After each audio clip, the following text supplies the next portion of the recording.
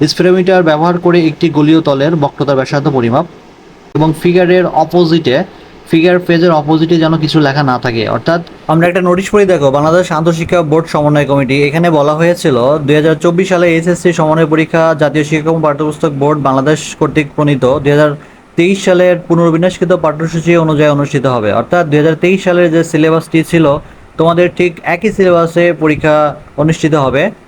এখানে দেখো বলছে 2024 সালে এসএসসি সমন্বয় পরীক্ষার সকল বিষয় অনুষ্ঠিত হবে এবং এখানে 3 ঘন্টার যে পরীক্ষা সেটাই হবে। অর্থাৎ তোমাদের এই যে সিলেবাসটি রয়েছে 2023 সালের, সেখানে প্র্যাকটিক্যাল যে কয়েকটি লিখতে হবে তোমাদের সে কয়টি লিখতে হবে। তো চলো আমরা দেখি তোমাদের শর্ট সিলেবাসে কয়টি প্র্যাকটিক্যাল ছিল। 19 প্রেক্ষিতে 2023 সালের এইচএসসি পরীক্ষার পুনর্বিন্যাসকৃত পাঠ্যসূচি, এটি তোমাদের যে সিলেবাসটা ছিল 2023 সালের। দেখো পদার্থবিজ্ঞান প্রথম পত্র, বিষয় কোড 174। তো এখানে যে অধ্যায়গুলো রয়েছে সেটি হচ্ছে তোমাদের শর্ট সিলেবাস। তো আমরা নিচের দিকে চলে যাই, একদম নিচের দিকে প্র্যাকটিক্যালের বিষয়গুলো আছে। দেখো এখানে দেয়া আছে কি কি বিষয় তোমার প্র্যাকটিক্যাল খাতা তৈরি করতে হবে। টোটাল 60টি রয়েছে। তার মধ্যে 1 নম্বর স্পেরোমিটার ব্যবহার করে একটি গোলীয় তলের বক্রতার ব্যাসার্ধ পরিমাপ, একটি ফ্লাই হুলের জড়তার ভ্রামক নির্ণয়, এরকম টোটাল 60টি রয়েছে। অর্থাৎ তোমাদের এই 60টি প্র্যাকটিক্যালি তোমাদের শর্ট সিলেবাসে রয়েছে। তবে তোমরা এই 60টি যদি রেডি করতে না পারো, 5টি বা 6টি রেডি করলেও যথেষ্ট। আর তোমার কলেজের স্যার যদি আরও বিশেষ কিছু বলে সেটা তুমি পালন করতে পারো।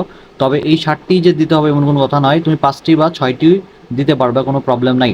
তো চলো এবার আমরা চলে যাই মূল খাতায়। মূল খাতায় প্রথমের দিকে দেখবা ইন্ডেক্স নামে একটা অপশন রয়েছে। সেই ইন্ডেক্সটা হচ্ছে তোমার সূচিপত্র, যেখানে যতগুলো এক্সপেরিমেন্ট তুমি লিখবে ঠিক ততগুলো এক্সপেরিমেন্ট এখানে সিরিয়াল নাম্বার দিয়ে নেওয়া হবে। এক্সপেরিমেন্টের ঘরে এক্সপেরিমেন্টগুলো লিখতে হবে এবং পেজ নাম্বার দিবে, অর্থাৎ এক্সপেরিমেন্টটা যে পেজ থেকে শুরু সেই পেজ নাম্বারটা দিতে হবে এবং শেষ পেজ নাম্বারটা দিতে পারো তোমরা। তো এখানে ও কিছুই দেয় নাই এবং বাম পাশে দেখো ডেট আছে, ডেটগুলো দিয়ে দিবা। এটা তোমাদের মতো করে বসিয়ে দিবা বা তোমাদের স্যার যেভাবে বলবেন ডেটগুলো বসাতে সেভাবে তোমরা বসাতে পারো। তো এখানে দেখো 6টি এক্সপেরিমেন্ট ও করেছে। তো 6টি এক্সপেরিমেন্ট করলেই তোমার যথেষ্ট। ওখানে যদিও 60টি দেখছিলাম আমরা, 6টি গুলো যথেষ্ট। তো চলো আমরা চলে যাই প্রথম এক্সপেরিমেন্ট। স্পিরোমিটার ব্যবহার করে একটি গোলীয় তলের বক্রতার ব্যাসার্ধ পরিমাপ।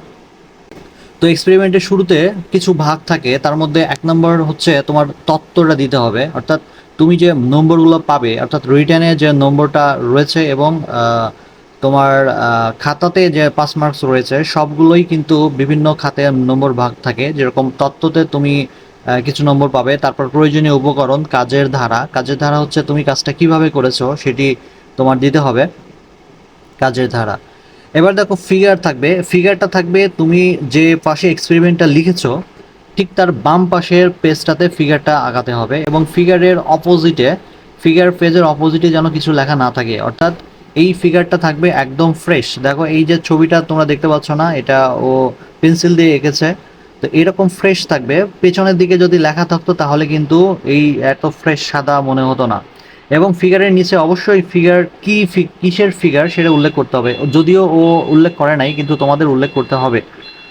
ওকে, এরপর আমরা চলে যাই। দেখো এটা ওরা যেটা বলছে যে কাজের ধারাটাও লিখছে।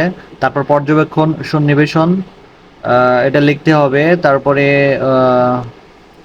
হিসাব করেছে। এরপর ছক, এই ছকটা হচ্ছে একটা খুবই গুরুত্বপূর্ণ একটা অংশ। ছকটা খুব ভালো করে দিতে হবে।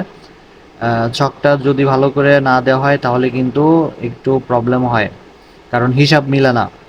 তো এরপর হিসাব আছে এবং ফলাফল। এরপরে সতর্কতা। সতর্কতা হচ্ছে তুমি কিভাবে এক্সপেরিমেন্টটা করলে কিভাবে আরও ভালো মতো সতর্কতার সাথে এটা করতে পারবা, যেটা তোমার যন্ত্রের কোনো ক্ষতি করবে না। এরপর আমরা চলে যাই একটি ফ্লাই হুইলের জড়তার ভ্রামক নির্ণয়। তো যথারীতি তোমার তত্ত্ব লিখতে হবে। তত্ত্বের পরে এখানে যেটি রয়েছে তোমার ফিগারটা দিতে হবে। ফিগারটা অবশ্যই যে পাশে তুমি তত্ত্ব লিখেছো ঠিক তার বাম পাশে লিখতে হবে। তো সুন্দর করে ফিগার রাখতাম। ফিগারের নিচে ফিগার নাম্বার এবং কি ফিগারে কি রয়েছে সেটা কিন্তু নিচে উল্লেখ করতে হবে, যদিও এখানে উল্লেখ করে নাই। এরপর দেখো প্রয়োজনীয় যন্ত্রপাতি। প্রয়োজনীয় যন্ত্রপাতি তোমাকে দিতে হবে। তা কাজের ধারাটা এখানে দিতে হবে। এরপরে যে ছকটি রয়েছে যেটি দ্বারাই তুমি হিসাবটা করবে সেই ছকটি অবশ্যই খুব ভালো করে এখানে দিতে হবে। ওকে, আমরা এরপর নিচে চলে যাই। দেখো হিসাব করতে হবে। হিসাবটা তুমি এই পেজেই করতে পারো, অর্থাৎ তোমার খাতার যে ডান পাশে যে স্কেল টানা যে ঘরগুলো আছে এখানে করতে পারো। এরপর ফলাফল এবং সতর্কতা, সতর্কতার মাধ্যমে কিন্তু শেষ। এবং সতর্কতা কিন্তু প্রত্যেকটা এক্সপেরিমেন্টে প্রায় একই রকম, হয়তো বা 19-20 একটু পার্থক্য থাকে। এটা করতে হবে। আচ্ছা দেখো, নেক্সট এক্সপেরিমেন্ট একটি স্প্রিং এর বিভব শক্তি পরিমাপ। তো সর্বপ্রথম এখানে কি থাকবে, তত্ত্ব থাকবে, তত্ত্ব পর প্রয়োজনীয় যন্ত্রপাতি, তারপর কাজের ধারা থাকবে। এরপর ফিগার থাকবে, একটা ফিগারটা খুব ভালো করে আঁকাতে হবে, অনেক সুন্দর করে। দেখো ও অনেক যত্ন নিয়ে খাতাটা রেডি করেছে। শুধুমাত্র এখানে ফিগারের নিচে ও এই চিহ্নিত করে নাই, অর্থাৎ ফিগারটা কি এটা করে নাই, এটা কিন্তু তোমাদের করতে হবে। এটা না করলে পারে শিক্ষকের মন খারাপ হয়ে যাবে, তোমার মার্কস একটু কমিয়ে দিতে পারে। এরপর দেখো কি হবে, পরীক্ষা লব্ধ উপাত্ত, এই যে পর্যবেক্ষণ সব, এই হিসাব, এটা করতে হবে। এটার কিন্তু একটা গ্রাফ রয়েছে, দেখো এই যে গ্রাফটা রয়েছে, গ্রাফটা একটু ভালো করে তোমরা দেখো যে এখানে বেগ বনাম সময়, বেগটা উপরের দিকে এবং সময়টা ঠিক এক্স অক্ষ বরাবর, এটা তোমাদের করতে হবে। এবং এখানে যে মানগুলো রয়েছে, এখানে যে মানগুলো রয়েছে আমি একটু জুম করে দেখাচ্ছি, দেখো এই মানগুলো ওরা এখানে ব্যবহার করেছে, এই মানগুলো এখানে নিতে হবে। এবং গ্রাফটা অবশ্যই পেন্সিল দিয়ে আঁকতে হবে, অবশ্যই কি করতে হবে, পেন্সিল দিয়ে আঁকতে হবে। পেন্সিল দিয়ে যদি না আঁকাও তাহলে কিন্তু গ্রাফে তোমার নম্বর কাটা যেতে পারে। সো পেন্সিল, অবশ্যই পেন্সিল ব্যবহার করতে হবে। ওকে, তো আমরা চলে যাই এরপর নেক্সট। ফলাফল আছে এবং সর্বশেষ রয়েছে সতর্কতা। সতর্কতাটা কিন্তু খুব গুরুত্বপূর্ণ। এগুলো পার্ট বাই পার্ট বিভিন্ন অংশে বিভক্ত থাকে, যেটা তোমার প্রত্যেকটা পার্টই উল্লেখ করতে হবে। এবার দেখো, পড়ন্ত বস্তুর গ্যালিলিওর সূত্র যাচাই। প্রথমে তত্ত্ব রয়েছে যথারীতি, তারপরে প্রয়োজনীয় উপকরণ রয়েছে, কাজের ধারা রয়েছে, কিভাবে কাজটি তুমি করেছো।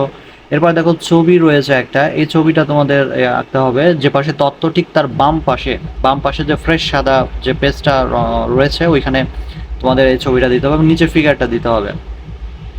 এরপর আমরা চলে যাই নিচে যেটা রয়েছে, এরপর কি আছে, ছক রয়েছে, প্রথম সূত্র যাচাইয়ের ক্ষেত্রে ছক। তারপর এখানে একটা ফিগার রয়েছে, ফিগারটা তোমরা একটু দেখে নাও ভালো করে। ফিগার, এই ফিগারটা খুব সুন্দর করে দেয়া লাগবে তোমাদের। এখানে আমি জুম করে দেখাচ্ছি, এই যে জুম করে দেখাচ্ছি, এখানে এই যে দেখো এই যে এখানে এক্স অক্ষ এবং ওয়াই অক্ষ বরাবর যেগুলো আছে, এই ছকটা খুব ভালো করে দিতে হবে। ওকে, আমরা এরপর নিচে চলে যাই, দ্বিতীয় সূত্র যাচাইয়ের ছক। তো এই ছকটা কিন্তু বেশ গুরুত্বপূর্ণ, কারণ ছক দিয়েই কিন্তু সব হিসাব করতে হয় এবং এই তোমার হিসাবটা ঠিক হয়েছে কিনা সেটা ছকের মানের উপর কিন্তু নির্ভর করে। তো এখানে দেখো আরেকটা ছক রয়েছে, আমরা দেখতে পাচ্ছি এখানে দূরত্ব বনাম সময়ের বেগ। এটা আমি একটু জুম করে দেখাই তোমাদের কি কি লিখছে এখানে। দেখো এই যে এখানে 25 থেকে শুরু করে 200 পর্যন্ত আছে ওয়াই অক্ষ। তারপর এই যে মানগুলো পাইছে এই মানগুলো দেখো এখানে দেয়া রয়েছে এবং নিচের যে মানটা রয়েছে দেখো নিচের মানটা দেয়া রয়েছে। তোমাদের সুবিধার্থে আমি একটু জুম করে দিলাম। ওকে, এবার চলে যাই আমরা নেক্সট। দেখো তৃতীয় সূত্র যাচাইয়ের ছক, 3 নাম্বার যে সূত্রটা রয়েছে, তৃতীয় সূত্রের যাচাইয়ের ছক এখানে আছে, ফলাফল এবং সর্বশেষ রয়েছে সতর্কতা। সতর্কতার মাধ্যমে কিন্তু এক্সপেরিমেন্টটি শেষ হয়ে যায়। ওকে, এরপর দেখো একটি স্প্রিং ধ্রুবক নির্ণয়। স্প্রিং ধ্রুবক নির্ণয় তত্ত্ব, প্রথমে তত্ত্ব তো ভালো করে দিতেই হবে।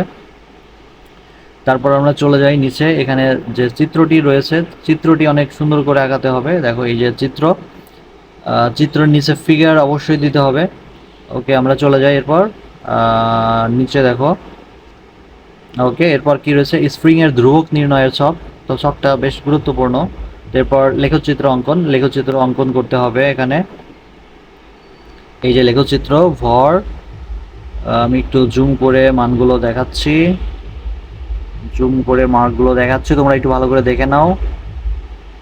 হ্যাঁ, ওকে, এরপর আমি একটু নিচে চলে যাই, কি আছে দেখি।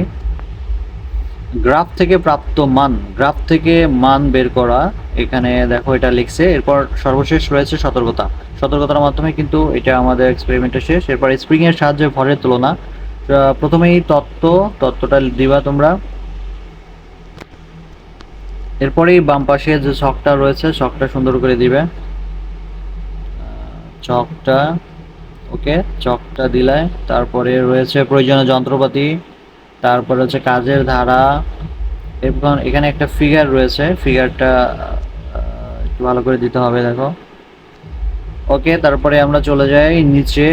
হিসাব রয়েছে, ফলাফল রয়েছে এবং সর্বশেষ রয়েছে কি সতর্কতা। সতর্কতাটা ভালো মতো দিতে হবে। ওকে, আমরা এর মাধ্যমেই দেখো আমাদের কিন্তু এক্সপেরিমেন্টটা শেষ হয়ে গেল। তো তোমাদের যদি আরও এক্সপেরিমেন্ট জানার দরকার থাকে এই ভিডিও ডেসক্রিপশন বক্স এবং প্রথম কমেন্ট চেক করো, দেখো ওখানে সবগুলো এক্সপেরিমেন্ট দেওয়া রয়েছে, যেটা তোমাদের খুবই হেল্প করবে। এবং আশা করি এইভাবে তুমি যদি খাতাটা রেডি করো তুমি ফুল মার্কস পাবে। তো যদি তোমাদের ভিডিওটি ভালো লেগে থাকে তাহলে চ্যানেলটা অবশ্যই সাবস্ক্রাইব করো, লাইক, কমেন্ট এবং শেয়ার। আল্লাহ হাফেজ।